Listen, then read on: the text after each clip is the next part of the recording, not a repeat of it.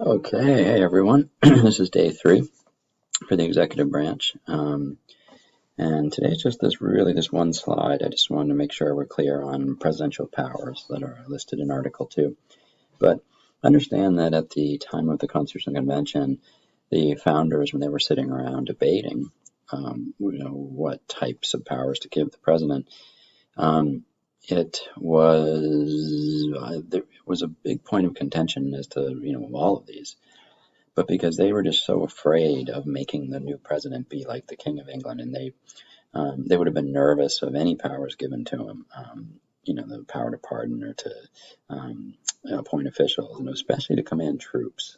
That'd be the thing that would have scared them the most. I mean, you have to think about even one of the major anti-federalist complaints was at the time of the Constitutional Convention, and then early on, really until the 1900s, there were not term limits for a president even.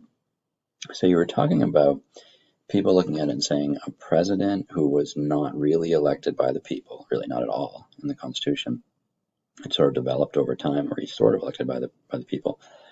But so an unelected president who is given lots of powers, including the power to control all the troops and to give them important commissions and to make them generals and leaders and whatever.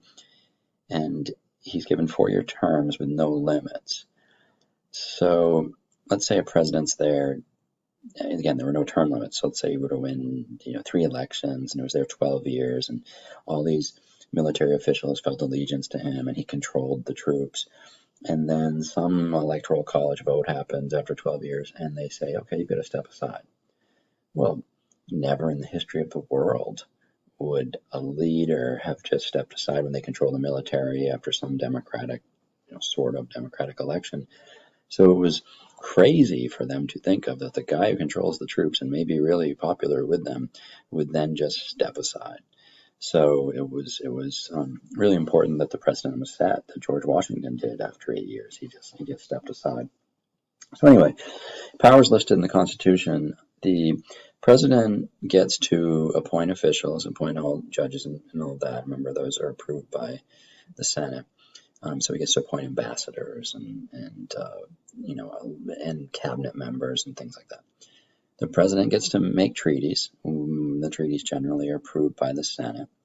The president is the very first one to recognize a country. So if a country declares independence, the president can establish relations with that country. The president commands troops, as we said, and Congress declares war. But again, a power that made people really nervous. The president can meet ambassadors. That's not a huge one. Grant pardons. So grant pardons, there's really no check on it other than you could abuse your power and potentially be impeached. But generally, presidents, like when President Clinton left office, he pardoned all kinds of people from Arkansas, where he was from.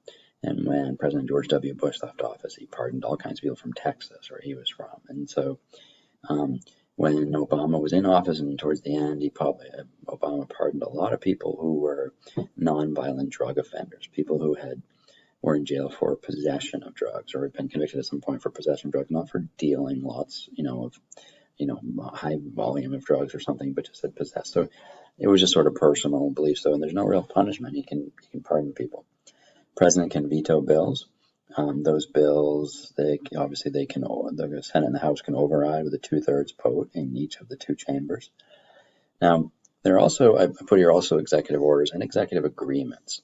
An executive agreement is like a treaty, but it's between the president and the leader of another country, just an agreement, and there's no approval needed from the Senate. So it would be, it could be something minor, could be something, major. There was one made between the leader of the United States and the leader of Japan, around the turn of the century, 1800 to 1900s, and it was called it was 1907 or something, and it was called the Gentleman's Agreement about immigration and cutting down immigration of Japanese to America. So I have those occasionally. If it steps up to the level of treaty, it's going to need Senate approval. An executive order is like a law, but the president just does it, and it does not need congressional approval. It's a way to bypass Congress, and basically the president just says something. and it is has the impact of a law.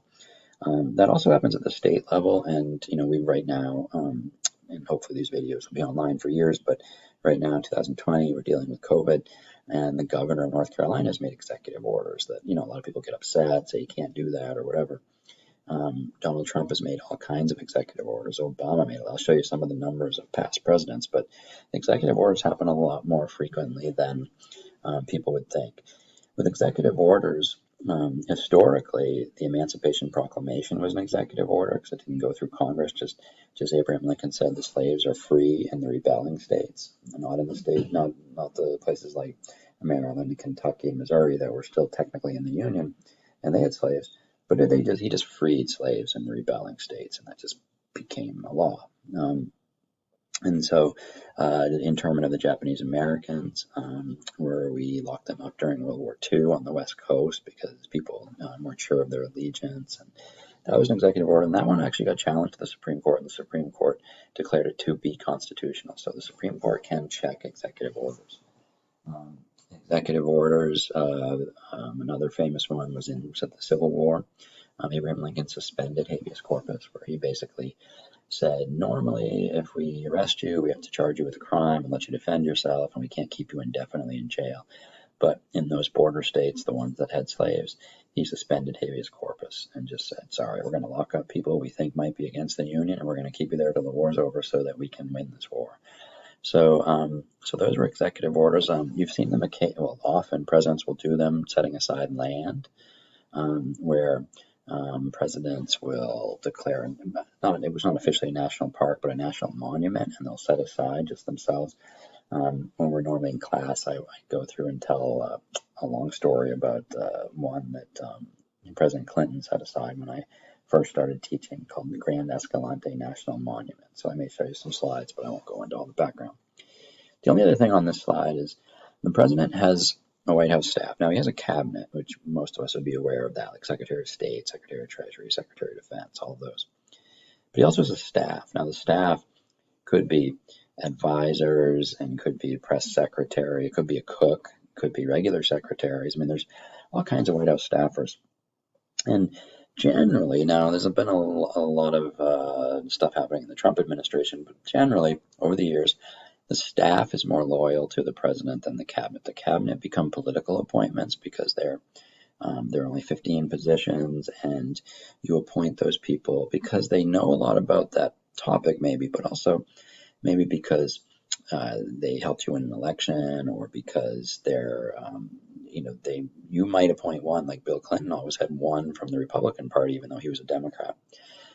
You might have someone because they're female, because they're Hispanic, because they're African American. You may try to have a diverse cabinet.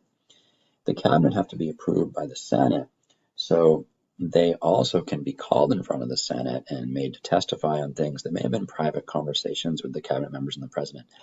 The historical precedent has been that if you're a White House staffer, you don't have to testify about what happened with you and the president, but now that's changed a lot in the last 5 years or so. But so typically over the years, it has been that the president and the White House staffers sort of had a lawyer-client confidentiality, almost like doctor-patient confidentiality, but that's changed a little.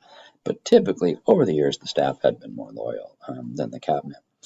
The Executive Office of the President, just so you recognize that name, here are some of the positions inside it, some of the, agencies, whatever you want to call them, but don't really get into those. These are just basically helpers to the president, aides to the president. So just looking at, this is an old chart, but you get the point of it here. So presidents, how many executive orders they did, it's sort of surprising. So Bill Clinton was in office for 8 years. This is the first George Bush. He was in office for 4 years. And you see on average, they did 46, 42 a year. Jimmy Carter averaged 80 a year, Ford 70, 60. You see how many they did a year. It's quite a few. So we don't hear about that many, but these are happening pretty frequently. This was the executive order locking up the Japanese Americans, Executive Order 9066, and you can see in the bottom one, on the bottom picture there, that it's like long buildings, bunks almost, and they have little gardens on the end. But these would have been surrounded by fences and guards that kept them here, and these people lost all the possessions they could not carry. They were just basically picked up out of their houses. They had to leave their businesses, and they had to go to these camps for the rest of the war.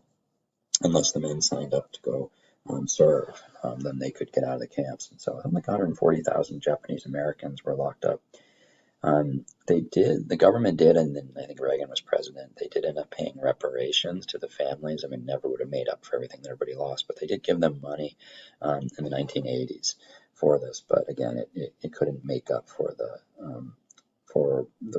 how bad most people in today's times think that this was for the government to do. Now, you see, these are just, it's kind of interesting here. And I talk about the Grand Escalante one up there in the very top, but with Bill Clinton, if you see Bill Clinton, okay, he did one massive one that Trump has been analyzing, and when he's been in office, he's been looking at it, trying to figure out if they should shrink it. But he did the one in 1996, an election year. And then you see 2000, there's and you can see the acreage. But then if you look January 17th, January 20, 2001. So January 17th, he just signs, he's basically sitting there and he goes, means executive orders. He goes, national park, national park, national park. And so he's just making national parks all over the place. And some are pretty big. You look, 200,000 acres, it's 486,000, 377,000. And he literally, on January 20th, which would have been his last day in office, right before the inauguration of President Bush, the second one, he's like, I'll do one more, 20 acres, executive order, there we go. And so presidents do these, and there's really very little anybody can do. So we'll skip this one. These are just pictures of what I would normally talk about in class, though, with this one that Clinton set aside in 1996, one that most people haven't really heard of. So, and I think that is it. So I will, let me get back. I will stop there for today. It's a little bit of a shorter video. But we will pick up and maybe do 1 or 2 more days on the presidency, picking up soon. So thank you for paying attention. If I can get out of